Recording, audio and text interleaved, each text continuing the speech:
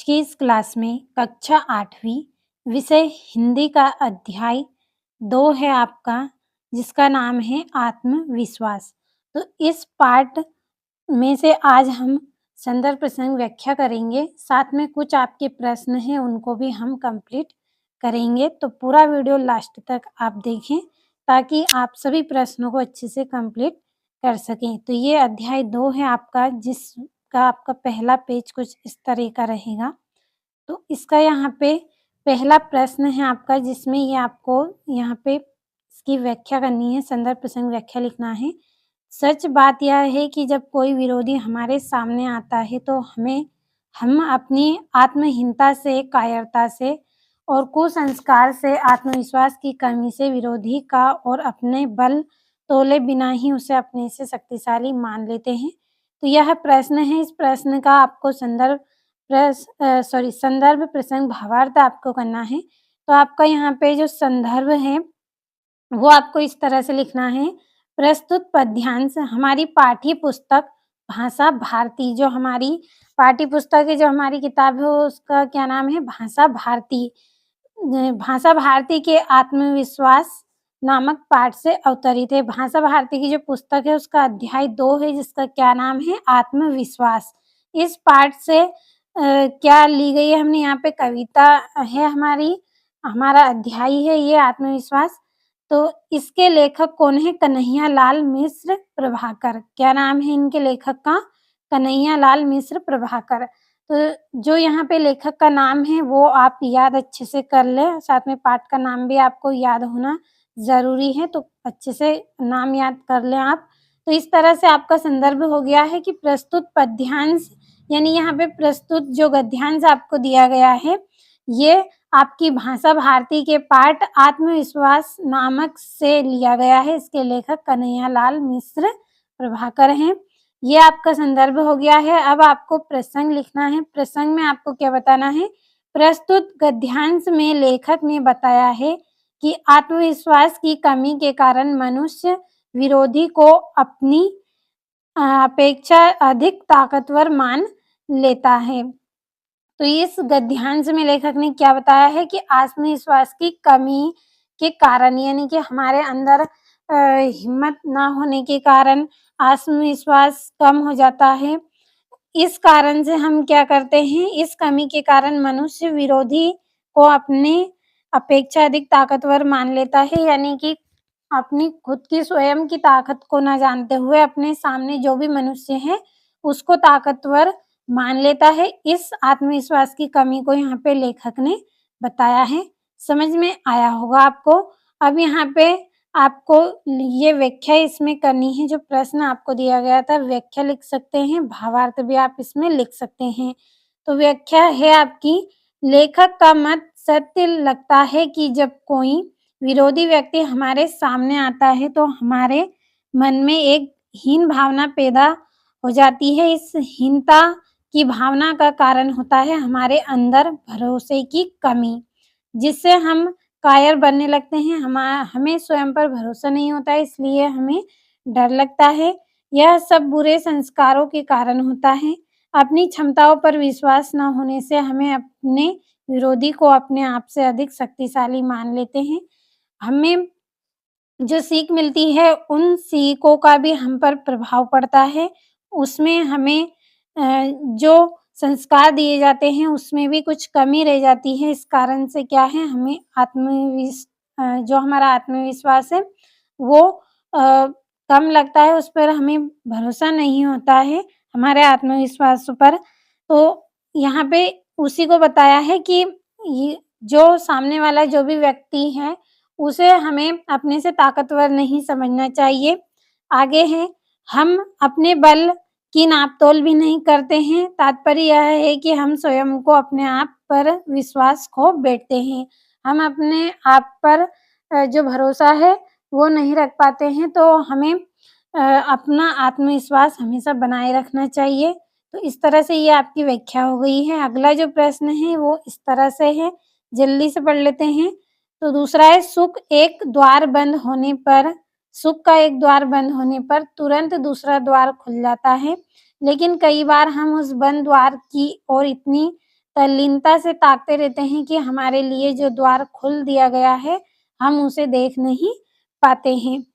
तो ये इसकी आपको व्याख्या करनी है, तो संदर्भ आपको पहले की तरह लिखना है, जो अभी हमने सीरू का जो संदर्भ प्रसंग व्याख्या की है, जिसमें हमने पढ़ा था कि प्रस्तुत गद्यांश हमारी पाठ्य पुस्तक भाषा भारती के आत्मविश्वास नामक पाठ से लिया गया है। इसके लेखक कन्हैयालाल प्रभाकर है। इस तरह से आपको यहाँ पे लिख देना है। अब आपका जो प्रसंग है, इसमें आपको अलग लिखना है। प्रसंग हर एक पंक्ति का यहाँ पे बदलाता है, हर एक कविता का प्रसंग आपका बदलता रहेगा, लेकिन जो संदर्भ है वो एक जैसा ही रहेगा। तो प्रसंग है, प्रस्तुत सूक्ति में बताया गया है कि हम अपनी निराशावादी भावना के कारण अपनी क्षमताओं पर से विश्वास खो बैठते हैं। तो किस तरह से बताया है, चलिए समझ लेते हैं। तो ये यहाँ पे है व्याख्या। हेलन केलर की इस सूक्ति का तात्पर्य यह है कि जब सुख देने वाली सफलता हमें एक ही प्रयास में प्राप्त नहीं होती है। हेलन केलर ने क्या बताया है कि हमें जो सुख दे, खुशी प्रदान करे, सफलता प्रदान करे, हमें एक ही प्रयास से ये सब कुछ हासिल नहीं होता है। हमारा यह कर्तव्य हो जाता है कि हम दोबारा भी अपने प्रयास को चालू रखें। एक बार प्रयास नहीं करना है, हमें बार-बार प्रयास करते रहना है। परंतु असफलता के प्रभाव से हम इतने अधिक प्रभावित हो जाते हैं, लेकिन हमें असफलता मिलती है, निराशा मिलती है, तो उससे क्या है, हम प्रभावित हो जाते हैं, यानी कि हिम्मत हारने लगते हैं और एकाग्रचित्त होकर उस विफलता से मानसिक स्वभाव क्षेत्र में भी निराश हो जाते हैं। जो हमें असफलता मिलती है, उससे क्या है, हम विफलता से मानसिक प्रभाव के क्षेत्र में भी यानी कि निराश हो जाते हैं पूरी तरह से और हमारा उत्साह नष्ट हो जाता है। परंतु अपने ध्येय के प्रति समर्पित अपनी शक्तियों का विश्वास स्थिर तौर पर बनाए रखें तो हमें सफलता अवश्य मिल जाएगी। और अपने उद्देश्य के कारण हमें विफलताओं का सामना करना पड़ता है और सफलता हमसे दूर बनी रहती है। तो इस तरह से यहाँ पे आपकी ये दूसरी व्याख्या भी पूरी हो चुकी है, कंप्लीट अच्छे से कर लेना है। अब यहाँ पे आपके बहुविकल्पी प्रश्न हैं, तो पहला प्रश्न आपका इसमें रहेगा, आत्मविश्वास का संबंध किससे है? तो जो आत्मविश्वास है, आत्मविश्वास का संबंध किससे रहेगा? तो इसका आंसर रहेगा मन से, क्योंकि हमें मन से ही हम प्रयास करते हैं, जो भी हम कार्य करते हैं सभी मन से करते हैं। मन हमारा हिम्मत हार जाता है तो हम कुछ भी नहीं कर पाते हैं, तो आत्मविश्वास का संबंध किससे रहेगा? मन से रहेगा। दूसरा प्रश्न आपका रहेगा, आत्मविश्वास शब्द में कौन-सा समास है? तो जो आत्मविश्वास शब्द है इसमें आपका तत्पुरुष समास रहेगा। तीसरा प्रश्न है आपका, तल्लीन शब्द में उपसर्ग है, तो तल्लीन शब्द में उपसर्ग क्या रहेगा? तत्। क्या रहेगा? तत्। चौथा है आपका, सामने वाले व्यक्ति की विशेषता किसमें थी? आधी शक्ति खींच लेने की। तो किसमें थी ये शक्ति? बाली में। किसमें थी? बाली में। तो बाली के सामने अगर कोई जाता उसकी आँखों में देखता तो जो शक्ति थी उसकी आधी बाली के पास आ जाती थी, तो बाली आंसर सही रहेगा। पाँचवा है, एकाग्रता को कौन नष्ट कर देती है? तो एकाग्रता को कौन नष्ट कर देती है? दुविधा। दुविधा क्या कर देती है? नष्ट कर देती है। छठा है, आत्मश्रद्धा क्यों आवश्यक है? तो आत्मश्रद्धा क्यों आवश्यक है? सफलता प्राप्त करने के लिए। सातवां प्रश्न है, कृष्ण ने महाभारत में अपना उपदेश किसे दिया था? तो कृष्ण ने महाभारत में उपदेश किसे दिया था? अर्जुन को, सभी जानते हैं, अर्जुन को दिया था। आठवां है, कसौटी पर कसना मुहावरे का अर्थ है, तो क्या है? अच्छे से परखना। क्या है? अच्छे से परखना। नौवां है आपका, हेलन केलर कौन थी? तो हेलन केलर कौन थी? एक विचारक थी। अब चलिए रिक्त स्थान जल्दी से हम भर लेते हैं। पहला है, दुश्मन शब्द का हिंदी मानक समानार्थी आपको इसमें बताना है, तो शत्रु रहेगा। शत्रु इसका आंसर रहेगा। दूसरा है डेडेस ने महाभारत में पांडवों को आत्मविश्वास से भर दिया था, तो किसने भरा था? श्री कृष्ण ने। श्री कृष्ण इसका आंसर रहेगा। तीसरा है आत्मविश्वास डेडेस की कुंजी है, तो किसकी है? सफलता की। सफलता प्राप्त करने के लिए आत्मविश्वास होना जरूरी है। अब अगला है आपका यहाँ से चौथा, ज्योतिषी शास्त्र के विद्वान को डेडेस कहते हैं, तो ज्योतिषी कहते हैं। अगला है आत्मविश्वास पाठ डेडेस विधा है, तो ये क्या है? निबंध है। और जो छठा है इसका रहेगा साली। भाग्यशाली शब्द में डेडेस प्रत्यय, तो क्या है? साली इसमें प्रत्यय है। अब जल्दी से अगले प्रश्न की ओर बढ़ेंगे, तो अति लघु उत्तरीय प्रश्न है पहला, निम्नलिखित शब्दों में से प्रत्यय छांटकर लिखना है। सफलता, मानसिक, दूधवाला और धनवान। तो इसका आपका उत्तर क्या रहेगा? इसका उत्तर रहेगा सफलता में ता रहेगा, मानसिक में इक और दूध वाला में वाला और धनवान में वान। तो कंप्लीट करते चलना है।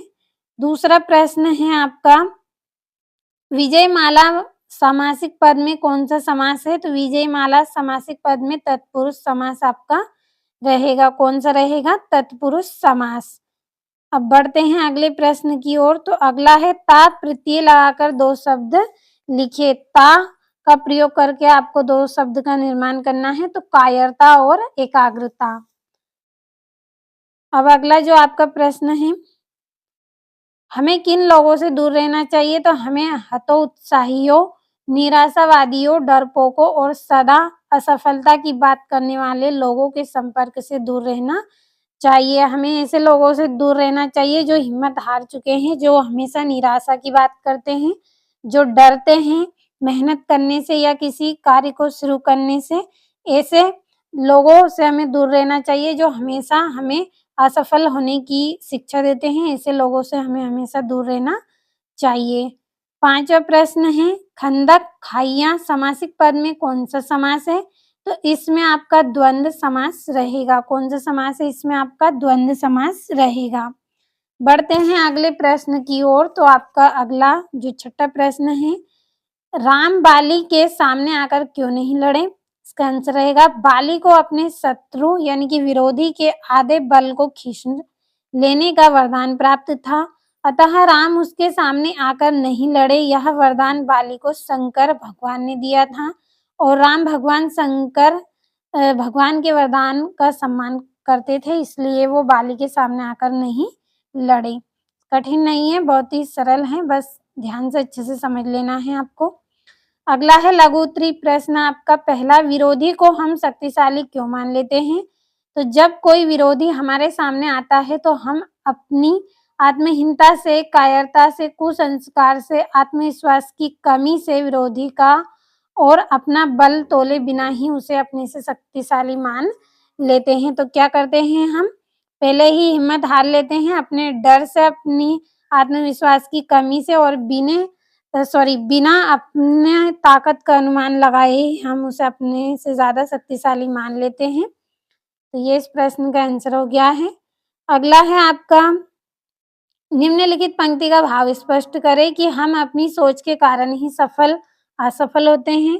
तो भाव हम अपनी ये इसका यहाँ पे आपको भाव स्पष्ट करना है। तो हम अपनी सोच के कारण ही सफलता के सुख का और असफलता के दुख का भोग करते हैं। सफलता की सोच आशावादी और असफलता की सोच निराशावादी होती है। अपने उद्देश्य के प्रति अटूट श्रद्धा और विश्वास हमें सफल बनाता है, जबकि इसके विपरीत हम हतोत्साहित होकर असफल ही होते हैं। यह सब हमारी सोच पर ही आश्रित है। तो जैसा हम सोचेंगे वैसा ही हम करेंगे। हम अच्छे विचार रखेंगे, सफल होने का प्रयास करेंगे, ऐसी भावना हम रखेंगे तो हम ज़रूर एक दिन सफल होंगे। तो इस तरह से हमारी सोच से भी इस पर प्रभाव पड़ता है। तो कठिन बिल्कुल नहीं है, बस 1-2 बार पढ़े, अच्छे से समझें, आप अच्छे से कंप्लीट कर सकेंगे। अब अगला प्रश्न है आपका, सफलता की विजय की उन्नति की कुंजी तो अचल श्रद्धा ही है। इस वाक्य का भाव स्पष्ट आपको करना है। तो इसका आंसर आपका रहेगा इस वाक्य का भाव यह है कि यदि हमारे अंदर लक्ष्य के प्रति अटूट विश्वास है, यानी कि हाँ, मुझे इस लक्ष्य तक पहुँचना ही है, इसका विश्वास है, तो निश्चय ही हम अपने उस उद्देश्य में सफल होते हैं और किसी भी चुनौती पर विजय प्राप्त करते हैं तथा लगातार उन्नति प्राप्त करते जाते हैं। अतः विश्वास ही उन्नति की कुंजी है। अगला जो प्रश्न है आपका, लेखक के मित्र के गुणों पर प्रकाश डालते हुए बताएं कि हमें इससे क्या शिक्षा लेनी चाहिए। तो आत्मविश्वास पाठ के लेखक के मित्र किसी भय को देखकर तुरंत घबरा जाते थे। एक बार तो वे एक कुत्ते को भेड़िया समझकर इतने भयभीत होकर घबरा गए कि जंगल में अपनी पत्नी को सोते हुए अकेला छोड़कर भाग गए। लेखक के मित्र से हमें यह शिक्षा लेनी चाहिए कि हमें कभी आत्मविश्वास नहीं खोना चाहिए। तो ये भी आसान है, कठिन नहीं है, बहुत ही सरल है। हमें परिस्थिति में इतना घबराना नहीं चाहिए, हमें हिम्मत से काम लेना चाहिए। अगला है, किसी भी प्रतियोगी परीक्षा में सफल होने के लिए क्या-क्या ज़रूरी है? तो किसी भी प्रतियोगी परीक्षा में सफल होने के लिए अटूट विश्वास होना चाहिए, ये अति आवश्यक है। इसके अलावा अपनी क्षमताओं पर विश्वास करना भी बहुत महत्वपूर्ण है। इन गुणों के अभाव में सफलता संभव नहीं है, तो हमें खुद पर विश्वास रखना चाहिए, अपनी क्षमताओं पर विश्वास रखना चाहिए, तभी हम सफल होंगे। और ये दीर्घ उत्तरी का आपका प्रश्न है, आत्मविश्वास के बूते पर जीवन में सब कुछ करना संभव है। आत्मविश्वास पाठ के आधार पर किसी महान व्यक्तित्व का उदाहरण देते हुए उक्त कथन को स्पष्ट करें। तो ये यहाँ पे है। एक बार मैं आपको यहाँ पे जल्दी से पढ़ के बता रही हूँ, फिर आप इनको अच्छे से समझ लें। तो ये यहाँ पे आत्मविश्वास के सहारे जीवन में सब कुछ करना संभव है। आत्मविश्वास पाठ के अनुसार यह एक प्रेरणा गुण है जो व्यक्ति को कठिन परिस्थितियों में भी आगे बढ़ने और अपने लक्ष्य को प्राप्त करने की शक्ति देता है। महात्मा गांधी एक महान व्यक्तित्व थे जिन्होंने अपने अटूट आत्मविश्वास के बल पर भारत को अंग्रेजों से स्वतंत्रता दिलाई। उनके पास कोई सैन्य शक्ति या संसाधन नहीं थे, लेकिन उन्होंने अपने दृढ़ विश्वास और अहिंसक प्रतिरोध के माध्यम से एक शक्तिशाली साम्राज्य को हराया। इससे यह स्पष्ट होता है कि आत्मविश्वास के साथ व्यक्ति असंभव को भी संभव कर सकता है। और ये यहाँ पे आपका दूसरा प्रश्न है, आत्मविश्वास पाठ के सारांश को अपने शब्दों में आपको लिखना है। तो इसका आंसर रहेगा, जीवन में सफलता प्राप्त करने के लिए सर्वाधिक महत्वपूर्ण है आत्मविश्वास। वही मनुष्य जीवन में सफलता प्राप्त करता है जिसे अपनी शक्ति प्रयास पर पूर्ण विश्वास होता है। अपने सब प्रयास और शक्ति में विश्वास ही हमारे विरोध में खड़े विपक्षी की आधी शक्ति को कम कर देता है। तो बहुत ही सरल है। मनुष्य अपने जीवन में सदैव सकारात्मक चिंतन रखें। उसे अपने ऊपर यह विश्वास होना चाहिए कि वह जो भी कार्य करेगा उसमें सफलता निश्चित मिलेगी। और ये आपका अगला प्रश्न है जिसमें गद्यांश को पढ़कर उसका सारांश अपने शब्दों में आपको लिखना है। तो ये आप यहाँ से कंप्लीट करें, ये आपका प्रश्न है और ये यहाँ से इसका उत्तर है। थोड़ा सा जल्दी से पढ़ देती हूँ। हर व्यक्ति के भीतर कुछ विशेष क्षमताएं होती हैं, लेकिन कठिन परिस्थितियों में वह अपने ऊपर से विश्वास खोने लगता है। ऐसे समय में थोड़ी सी प्रेरणा भी उसे नई ऊर्जा दे सकती है। रामायण के एक प्रसंग में जब समुद्र पार करने की चुनौती सामने आई, तब जामवंत ने हनुमान जी को उनकी छुपी हुई शक्ति का स्मरण कराया। आत्मविश्वास जगाने पर हनुमान जी ने असंभव कार्य भी कर दिखाया। यह घटना दर्शाती है कि प्रत्येक व्यक्ति में क्या है, अद्भुत शक्ति होती है, बस उसे पहचानने और जगाने की आवश्यकता होती है। तो बहुत ही सरल है, कठिन कुछ भी नहीं है, केवल इसमें आत्मविश्वास के ऊपर से आपको सब कुछ यहाँ पे बताया गया है। तो आप अच्छे से कंप्लीट करें, सभी प्रश्नों को 1-2 बार ज़रूर पढ़ें ताकि अच्छे से आप समझ सकें। तो आज की इस वीडियो में जितने भी आपको प्रश्न बताए गए हैं, सभी को अच्छे से आपको कंप्लीट कर लेना है।